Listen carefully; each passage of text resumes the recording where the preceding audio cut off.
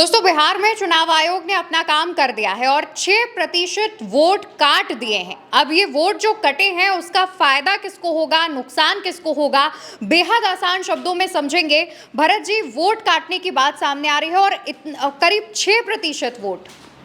देखिए, जो बिहार की राजनीति को करीब से देख रहा है, समझ रहा है, वो इस 6% वोट की कटौती को बिल्कुल क्लियर कट अपने चश्मे से देख रहा है। बिल्कुल क्लियर कट 4 शब्दों में मैं आपको बताऊंगा इस वीडियो में कि ये 6% वोट बैंक किधर जा रहा है, किसका कट चुका है 6% वोट बैंक और किसकी तरफ ये जा रहा है, कहाँ कहाँ से कटा है। देखिए, भारतीय जनता पार्टी अभी पिछले 2020 के चुनाव में भारतीय जनता पार्टी नंबर 2 की पार्टी बिहार के भीतर है, भले ही एक सीट से है। 74 सीटें भारतीय जनता पार्टी की हैं और 75 सीटें आरजेडी की हैं, तेजस्वी यादव की हैं। 2 नंबर की पार्टी भारतीय जनता पार्टी है और 2 नंबर की पार्टी होने का सीधा सा मतलब ये है कि जो भी नंबर 1 पार्टी होती है, चुनाव जीतने के बाद वो राज्यपाल के पास जाती है और सरकार बनाने का दावा पेश करती है। उसका पहला हक होता है, अधिकार होता है, जोड़ तोड़ करने की आज़ादी उसके पास सबसे पहले होती है कि दूसरे दलों को ऑफर देके कि हमारे पास आ जाइए, हम सरकार बना रहे हैं, हम मुख्यमंत्री बन रहे हैं, तुम डिप्टी सीएम बन रहे हो। पहली बात ये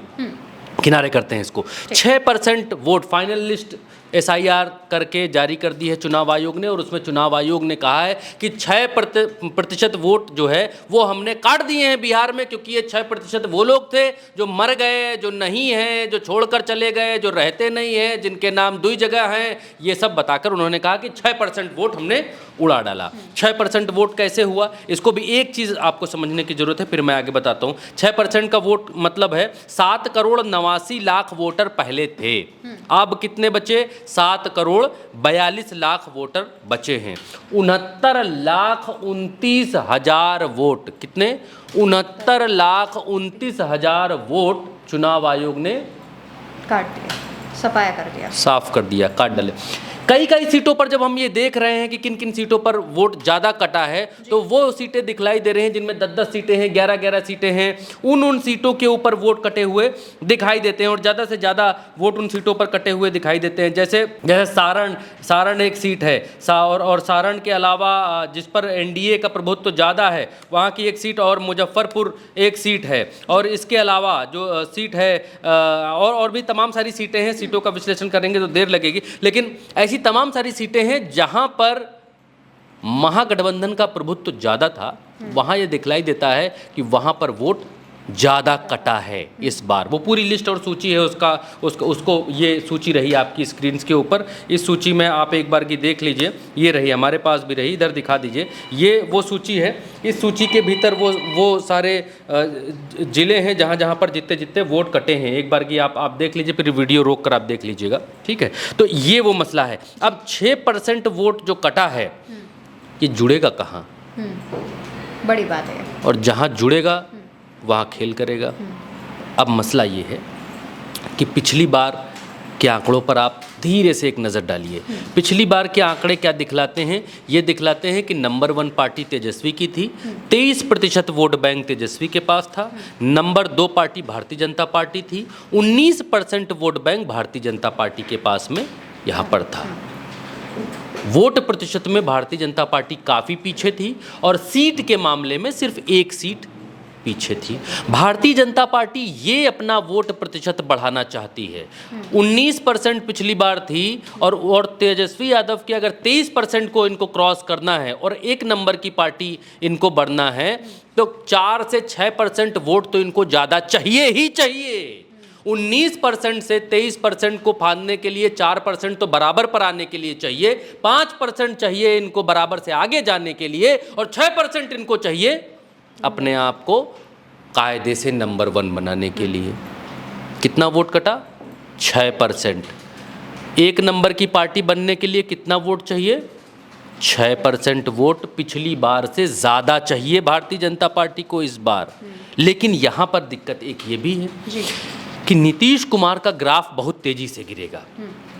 नीतीश कुमार का ग्राफ बहुत तेज़ी से गिरेगा, परसेंटेज भी बहुत तेज़ी से गिरेगा। पिछली बार 15% पर थे नीतीश कुमार और इस बार बहुत तेज़ी से नीचे आएंगे। 43 सीट से सीधे 15, 18, 17, 16 पे आ जाएंगे, इसमें कोई दो राय नहीं है। नीतीश कुमार का डाउनफॉल बहुत तेज़ी से बिहार के चुनाव में, भारतीय जनता पार्टी इस बात को बहुत अच्छी तरीके से जानती है कि नीतीश कुमार बहुत तेज़ी से नीचे आएंगे।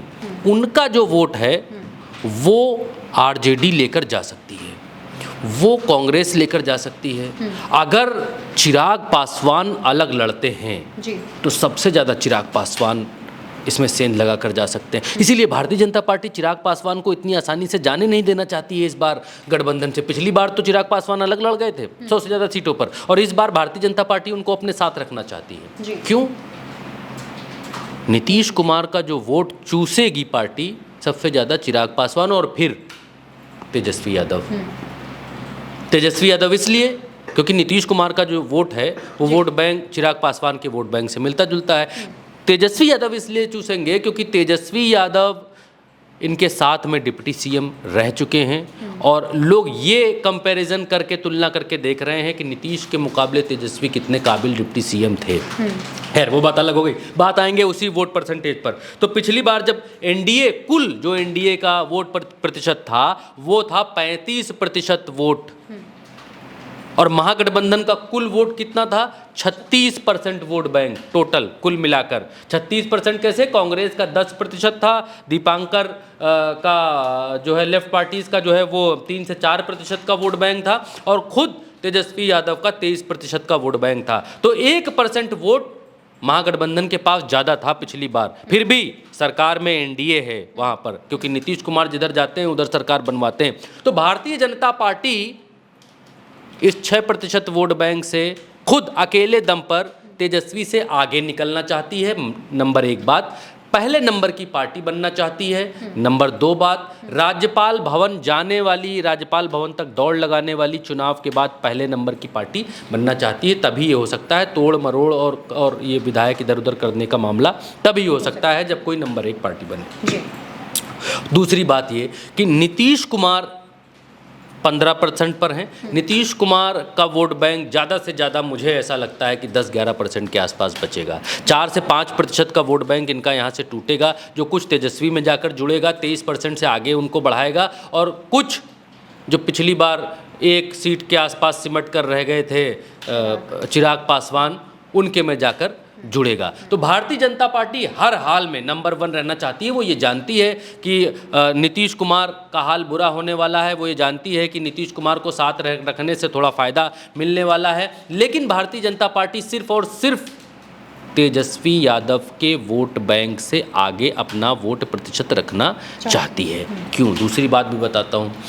तमाम सारी ऐसी सीटें हैं जहां पर वोट ज़्यादा से ज़्यादा कटे हैं। वो सीटें वो हैं, जो वो ज़िले वो हैं जिन ज़िलों में महागठबंधन की सीटें पिछली बार ज़्यादा जीती गई थी।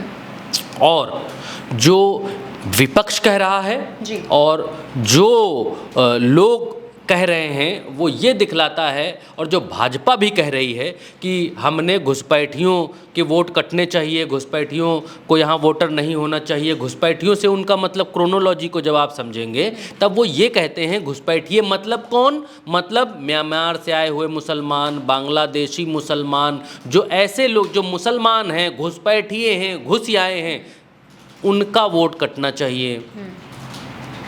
और उनका वोट कौन ले रहा था? क्या आरोप लगाते हैं कि उनका वोट तेजस्वी ले रहे थे, कांग्रेस उनका वोट ले रही थी।